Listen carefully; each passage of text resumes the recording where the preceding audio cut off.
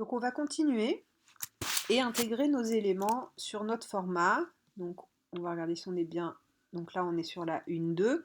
On verra que si on descend, donc n'oubliez pas, barre espace, on a la petite main.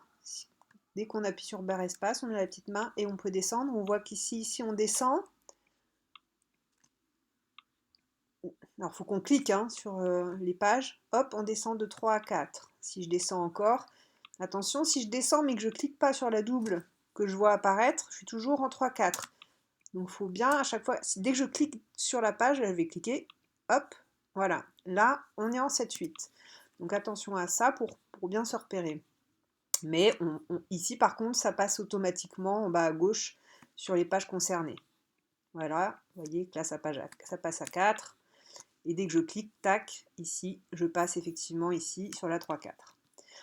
Donc, on va intégrer nos éléments. Alors, voyons voir cette maquette. Donc, on va prendre la première page.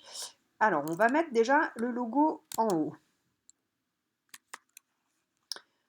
On va faire Fichier, Importer.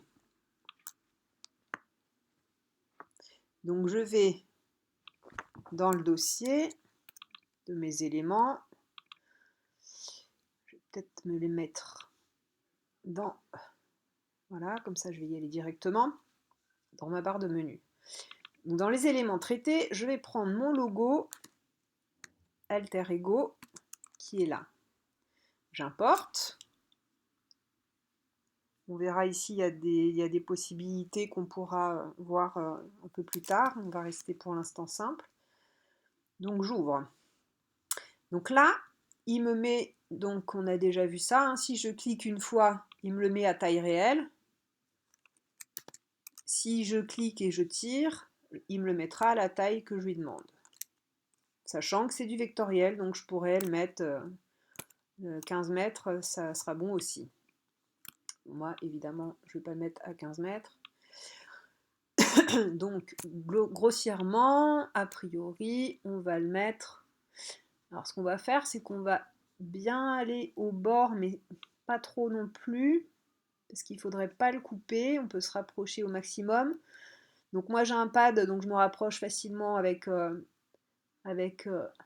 la main. Sinon, on a l'outil zoom. Et donc à gauche, je vais bien me mettre sur le côté. Et je suis donc là, mon bloc, mon logo, il fait, en largeur, il fait 10 cm à peu près, 10,1. Alors, par rapport au PDF, ça fait quoi? Bon, c'est à peu près ça, on va dire. On va dire qu'on va se caler sur 10 cm. Attention, vous voyez que là, je suis en page 3-4. Donc, je vais le prendre et je peux juste le déplacer et aller au-dessus et le mettre ici. Alors pour l'instant, je ne vais pas parler des calques. On peut faire un calque image. On pourra mettre les images ensemble, les textes ensemble. Sur un document comme ça, voilà, il n'y a pas non plus... c'est pas hyper capital d'avoir des calques... Bon, autant ranger un peu. Alors maintenant, le principal, ça va être de bien le centrer au niveau de ma page. Donc pour être sûr, alors je pourrais mettre un bloc, chercher le... Ça m'arrive de faire ça, de mettre un bloc ici, de prendre la page là et de mettre ici un repère pour être bien centré. Et ensuite de venir avec mon logo et mes deux points, de bien le centrer. Mais par contre, il y a quand même quelque chose qui est plus facile. Si je suis bien calé sur les côtés, je vais pouvoir ici prendre ma fenêtre objet mise en page alignement. On a pareil dans Illustrator, Pathfinder alignement. Si je prends mes alignements et que là je lui dis d'aligner sur, pas sur la sélection mais sur la page, donc là il va prendre mon objet par rapport à ma page. Si je lui dis de centrer, hop, il va me centrer par rapport à ma page. Donc ça, c'est plutôt pas mal. On va se le garder sous le coude au cas où pour la suite. Donc attention, un clic, j'ai mon bloc, 2 clics, j'ai mon image. Je vérifie là-haut, au niveau des pourcentages, si j'ai bien le même en haut qu'en bas. Attention, là, on voit que j'ai pas le même en haut qu'en bas, ça veut dire que j'ai déformé mon logo et que ça va pas. Toujours bien faire attention à ça, je serai là-dessus impitoyable aussi. Donc, égal ici et là, mais il faut avoir l'image, hein, pas le bloc. Si j'ai le bloc, de toute façon, le bloc il sera à 100%, j'ai pas de souci. Il faut vraiment rentrer dedans, donc là, ou en double-cliquant, ou en cliquant sur ce petit truc qui apparaît. J'ai tout de suite l'objet qui est dedans, et j'ai là-haut le pourcentage, largeur, hauteur. Donc là, c'est bon pour celui-ci, il est en place. On va mettre l'autre en tout grand en bas. Donc, importer. Le logo orangerie. Donc on va le mettre en assez grand, celui-ci. Alors, là, il me le met donc avec l'autre, et un autre logo en noir et blanc dans la page. On va pouvoir donc recadrer le premier. Et ici, soit en cliquant sur le côté et en appuyant sur commande Alt majuscule, on va pouvoir tout de suite l'agrandir. Donc commande, commande majuscule. Alors, si on appuie juste sur commande, on va pouvoir l'agrandir, mais pas proportionnellement. Donc c'est pour ça que majuscule, toujours pour la même chose, garder l'homothétie. Donc commande, majuscule, et là, je vais pouvoir l'agrandir proportionnellement. Sinon, on peut aussi aller dans, alors que je m'en sers jamais, c'est ici, à l'intérieur, on reste cliqué longtemps ou clic droit, et on prend l'outil mise à l'échelle. Et ici, on va pouvoir, si on s'approche d'ailleurs, changer le petit, si on clique ailleurs, oups, on peut prendre le centre, et ça c'est le centre par rapport à où il va prendre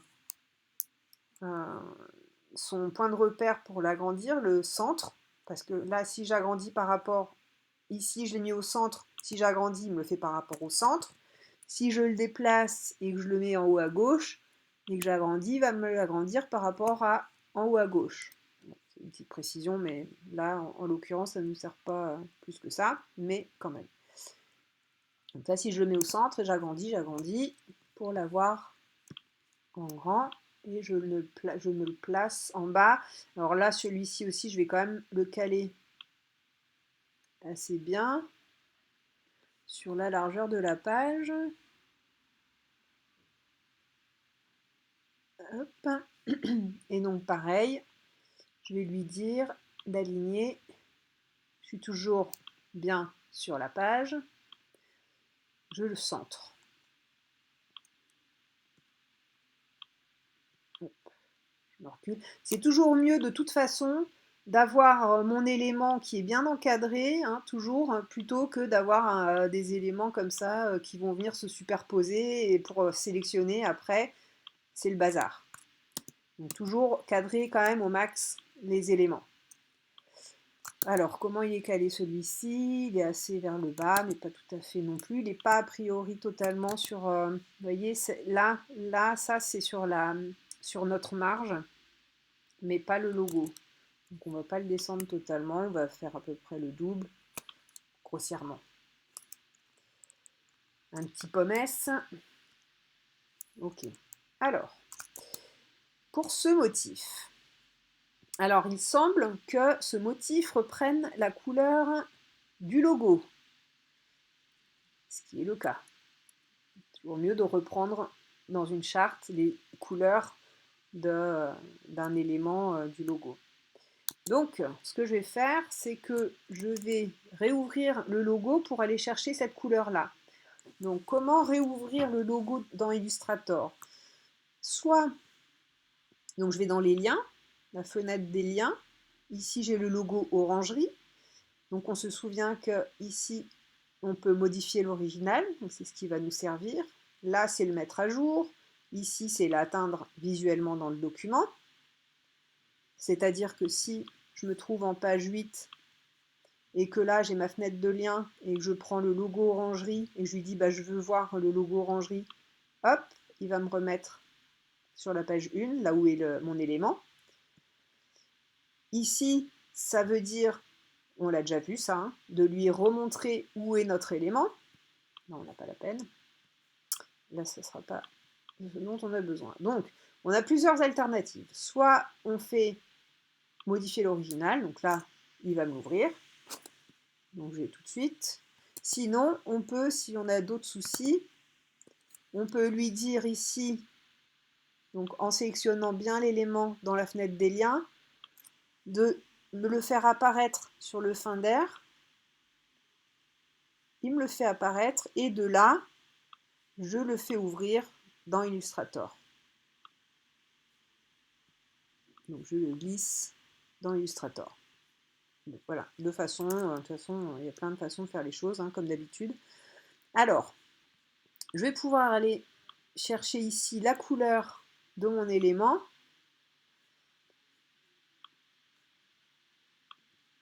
Alors, la fenêtre des couleurs.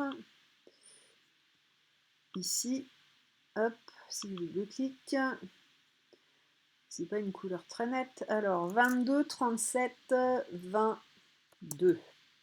Super. Alors, on aurait pu faire plus simple. 22, 37, 22. Donc, je vais prendre mon nuancier ici et je vais ajouter une couleur, nouvelle couleur. Donc 22, j'ai oublié, 37, 20 et 2. Voilà, comme ça, j'ai la même teinte et elle est mémorisée ici dans mon nuancier.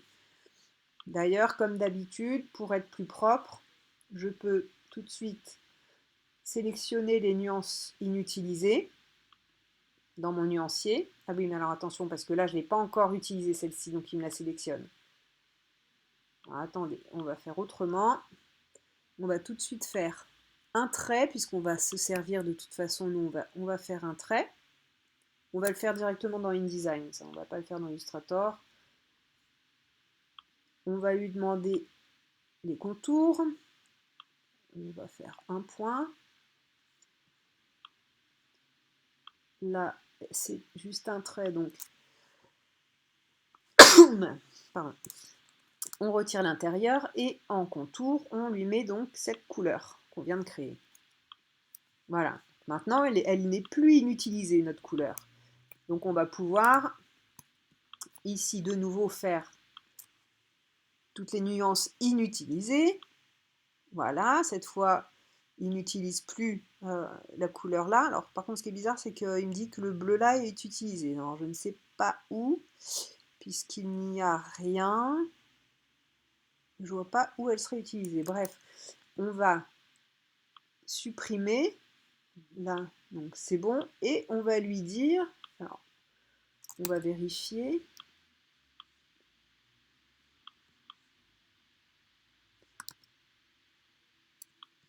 Alors c'est bizarre parce qu'on dirait qu'il y a quelque chose qui a un contour. Il doit y avoir quelque chose qui a un contour qui a la couleur bleue. C'est très très étrange.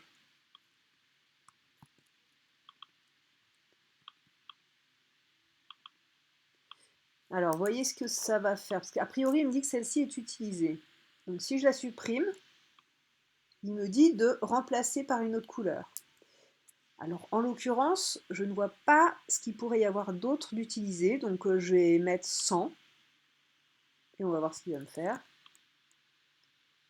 Parce que de toute façon, à part ces trois éléments-là, j'ai rien sur mon document. Donc, c'est pas bien grave. Voilà, donc là, il ne me reste plus que cette couleur-là et les 4 basiques qui ne sont pas des couleurs, mais qui sont par défaut présents dans le logiciel. Alors, on va avoir donc ce motif ici, qu'on va pouvoir venir dupliquer. Donc on va faire une grille, hein, voilà, pour la mettre telle qu'elle. Donc on va pouvoir faire un copier-coller, copier-coller sur place. Donc là, c'est juste devant. Je le déplace toujours en appuyant sur majuscule pour garder le même espace. Comme on en veut plusieurs, on peut les prendre tout de suite toutes les deux. Faire copier, coller sur place. Donc là, si je prends au-dessus et que je déplace, je me retrouve avec 4. Idem, ça ira plus vite, j'en prends 4. Je fais copier, coller sur place. Toujours avec majuscule, je déplace. Je prends tout, copier, coller sur place. Je les prends tout de suite et avec majuscule, je les déplace. Est-ce que j'en prends encore? Oui, il en faut quand même beaucoup. Je prends tout, je fais copier, coller sur place. Pas la peine de déplacer trop. On peut même superposer puisque ce qu'on va faire après, c'est prendre tout. Et cette fois, avec alignement, on va, attention à ne pas aligner sur la page, mais par rapport à notre sélection. Là, on va répartir l'espace entre chaque élément. Et on a notre grille qui se met en place. Alors, est-ce que ça suffira pour le motif? Bon, on va dire que oui. Si je le penche,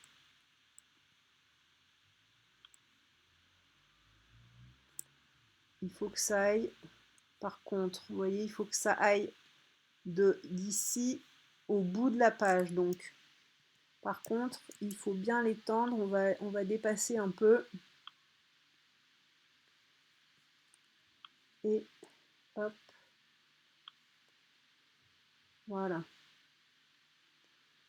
Et là, ça dépasse. Il faut que ça aille juste pour que ça prenne bien tout le format, que ça prenne bien de là, de notre page. Bon, là, on aura un aplat blanc, hein, de toute façon. Donc, il faut juste que ça aille jusque... Non, bah c'est bon, ça aurait même pu être plus court, c'est pas grave.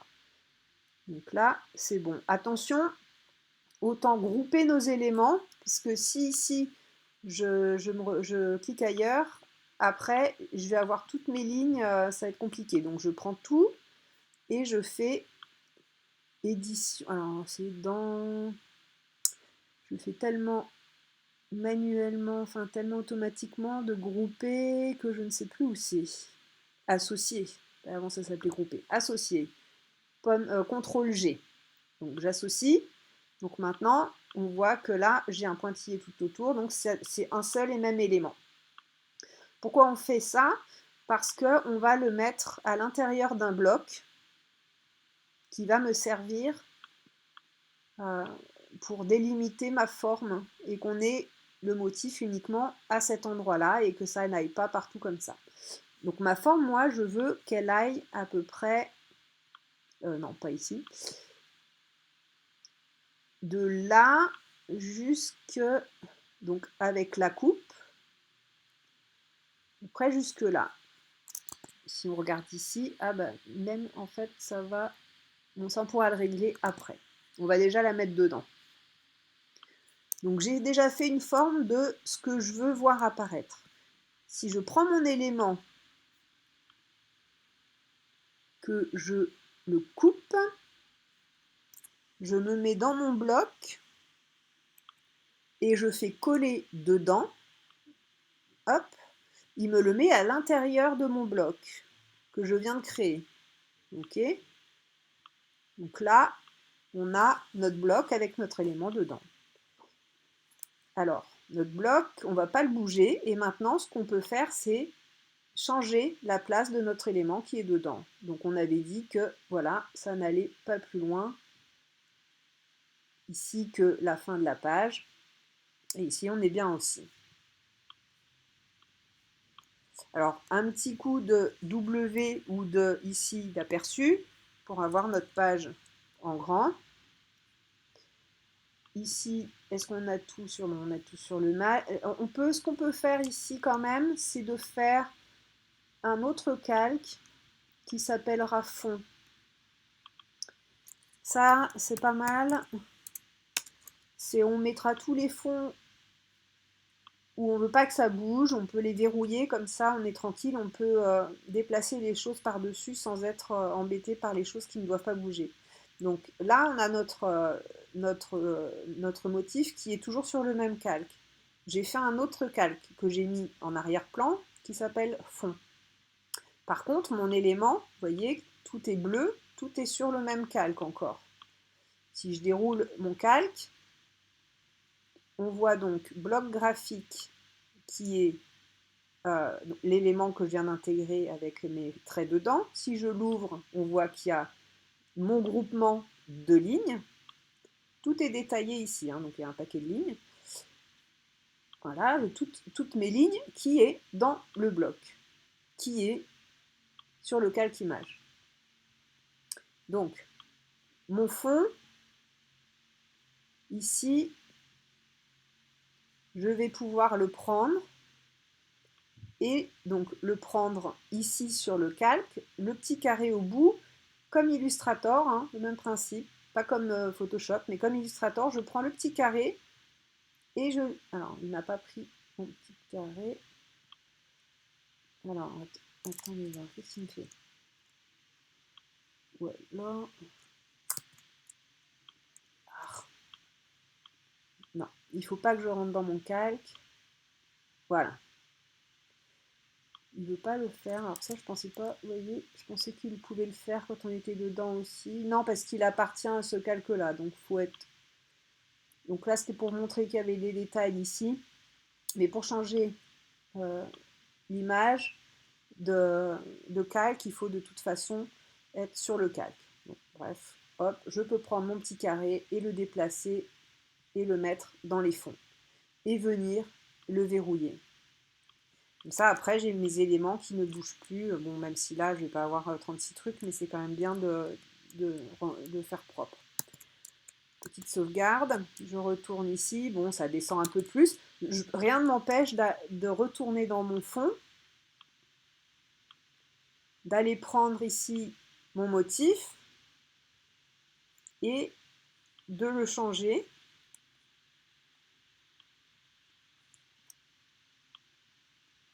Je peux encore changer les éléments. Rien n'est figé. Voilà. Voilà pour la couverture. Alors pour la dernière de couverture.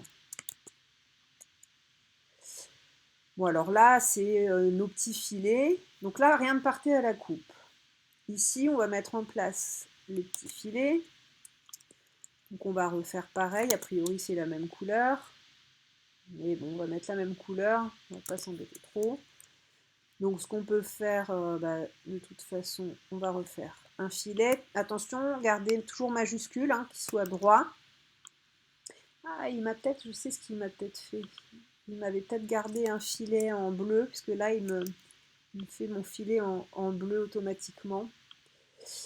Alors, donc moi, je le mets donc pareil en rose. Celui-ci, on n'a pas besoin. L'épaisseur, il est à 1. Et on va se le dupliquer. Donc pour le dupliquer, on peut faire copier, coller sur place, et après le déplacer.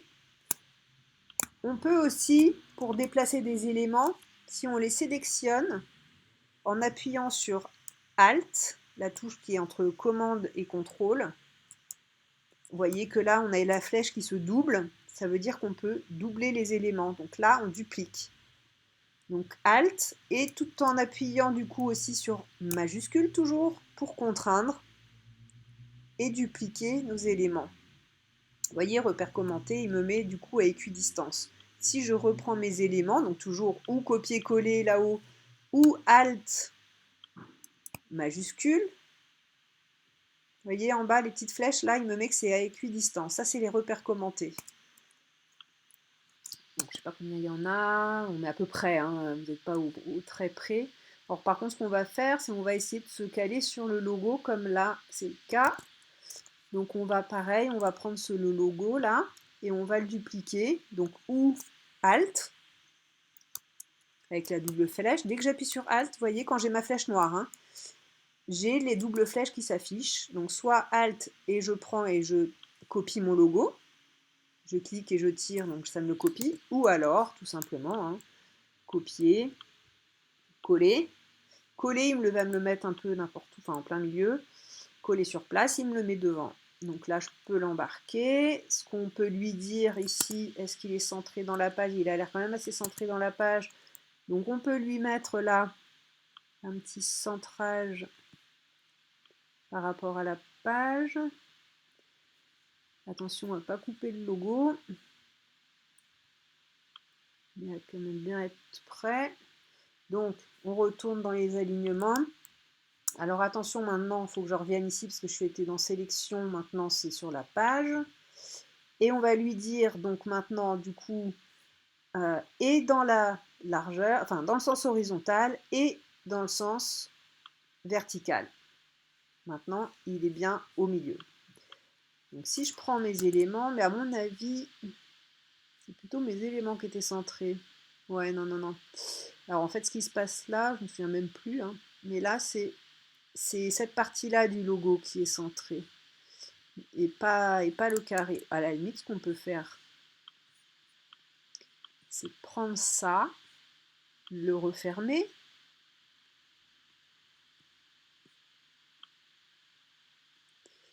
cet élément-là, le mettre bien par rapport à la page centrée. Voilà. Là, on peut réouvrir et se caler maintenant par rapport à ça. Donc on sait que le alter ego est centré, donc là on va pouvoir se caler dessus. Alors on peut prendre peut-être un trait pour le rajouter là au bout, ici, donc Alt pour le dupliquer, toujours majuscule pour le mettre sur la même horizontalité, et on peut recaler, prendre tout ça, et pour bien les espacer tous correctement ensemble, attention, parce que là, si je fais espacer dans le sens horizontal, par rapport à il m'a gardé par rapport à la page, voilà, il va me faire par rapport à la page. Moi, je veux par rapport à ce que j'ai sélectionné, donc que mes éléments là. Et maintenant, je répartis. Bon, c'est subtil, mais il y avait quand même un tout petit peu de décalage. Et attention, puisque là, je pars un peu à la coupe, mais en faisant W, et en m'approchant, je vois que je ne suis pas totalement jusqu'à mon trait rouge des bords qui est quand même recommandé. Voilà. Et là, on est pas mal pour cette partie-là, un petit pommes. On va rajouter le texte. Alors le texte, dans le PDF que je vais vous mettre avec, non, dans le PDF que je vais vous mettre avec, vous pouvez sélectionner le texte. C'est un haute définition. Les PDF basse définition, donc à moins de 300 dpi, vous ne pourrez pas, ça sera aplati. Par contre, avec un PDF haute définition, vous pouvez récupérer le texte, ce qui est l'intérêt de la chose. Donc là, vous pouvez faire sur le PDF que je vais vous envoyer un copier, donc commande C, ou édition copier, et vous pouvez aller dans InDesign, on crée un bloc texte, copier, coller, donc il nous met une typo par défaut, et nous, on va mettre, alors voilà, c'est un souci qu'il y a souvent. Je viens de faire un gros catalogue où c'était l'enfer parce que le client voulait reproduire des pages de PDF haute définition où je copiais tous les textes. Et en fait, chaque texte avec un accent, comme là, Chambéry, eh bien, ça saute. Tous les accents, tous les accents. Voilà, donc c'est super. Donc là, on va remettre le « et ». Donc ça fera peut-être ça chez vous aussi, il y a de grandes chances. Là, on va mettre une typo, donc moi sur ce document-là, j'ai utilisé la typo Lato, que je vous mettrai à disposition, mais si vous n'avez pas de Mac, ça va être compliqué. Alors, ce n'est pas en gras. On va mettre régular. Et au niveau de l'espacement, là, on a un espace ici, donc on va mettre d'ailleurs en mode normal et on va faire apparaître les caractères masqués. Voilà, et donc c'est un retour à la ligne à chaque fois. Donc je vais pouvoir ici, donc juste avant le numéro de téléphone, mettre un espace après. Voilà. Bon, logiquement, on devrait faire des retours lignes entre chaque chose.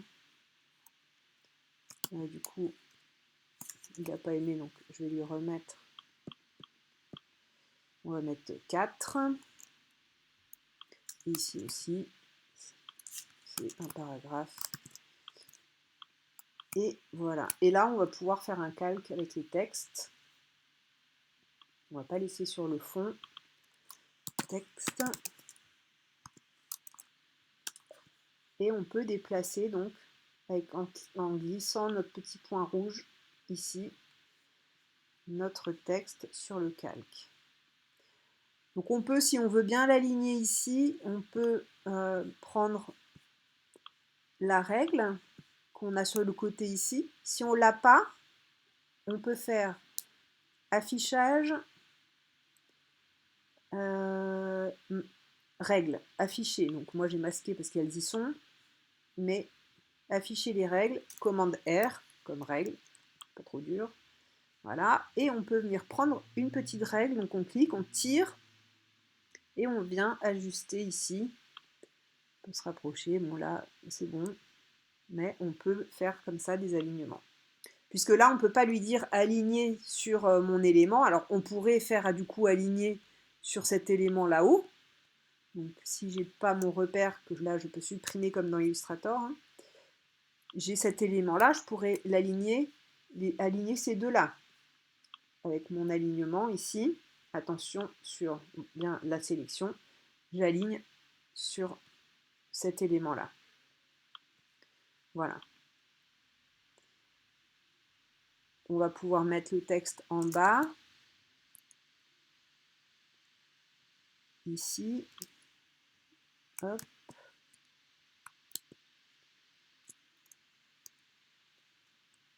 Donc je fais une petite zone de texte. Comme V, donc il manque les accents aussi, j'imagine. Donc Chloé Michaud, voilà, c'est moi qui l'ai fait. On peut faire le changement de la typo, parce que là il nous met une typo par défaut. Donc ici on peut venir avec notre outil texte dans les caractères. On peut lui dire la to, on l'a tout de suite. On peut mettre régular. Et là on va baisser en petit, hein. Même tout petit. Ça c'est les choses qu'on met en tout petit. Et on va pouvoir le mettre en mode aligné en centrage.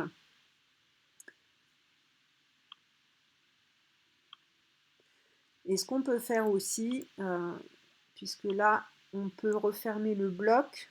Alors, pour être sûr d'être tout juste par rapport à notre contenu, on va pouvoir lui demander d'ajuster notre bloc à ce qu'il y a dedans. Donc, objet. Alors, normalement, c'est un raccourci que j'utilise, mais normalement, c'est ajustement, ajuster le bloc au contenu. Donc là, il va vraiment adopter tout ce qu'il y a dedans. Donc là, par contre, attention, parce que comme on l'a bien centré, il faudra, comme on va le déplacer en bas, il faudra bien appuyer sur majuscule pour bien être dans la bonne direction et être vraiment encore centré. Sinon, on peut encore, si on s'est trompé et qu'on a dévié, eh bien, on peut de toute façon l'aligner sur notre sur notre marge et revenir ici dans notre alignement aligner sur la page et lui demander de centrer. Et là, on sera bien centré. Non, si j'ai pas oublié. Et on peut lui dire un petit aperçu. Et là, on a voilà notre première de couverture et notre dos qu'on a déjà fait là. Ok, on est pas mal. C'est en place. Donc un petit pomme S et on fera la suite au cours suivant.